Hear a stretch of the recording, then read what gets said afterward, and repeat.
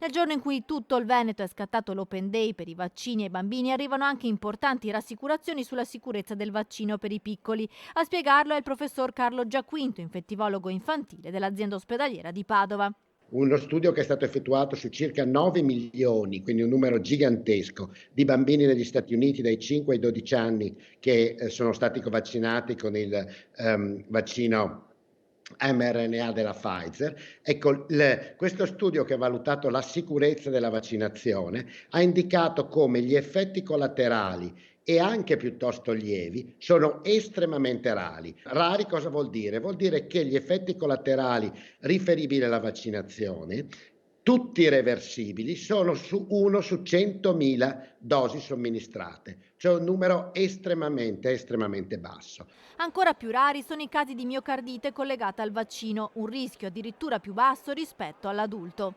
Si sono riscontrati su circa 9 milioni di dosi effettuate 11 casi di miocardite, quindi circa una su 1 milione di dosi, che è un rischio estremamente basso. E tutti questi casi sono stati casi che poi sono regrediti spontaneamente. Quindi di fatto questa vaccinazione è estremamente sicura, eh, diciamo molto più sicura, se mi si permette, nei bambini come rischio di effetto collaterale rispetto agli adulti. Grazie alle vaccinazioni invece si sta osservando una diminuzione dei casi di MIS-C, la sindrome long Covid diffusa soprattutto nell'età pediatrica che provoca gravi conseguenze anche a livello cardiaco. La vaccinazione in questa fascia di età si è rivelata molto efficace. È molto probabile, anzi uno dei motivi per cui si vedono meno casi di MISC è sicuramente perché esiste una copertura vaccinale soddisfacente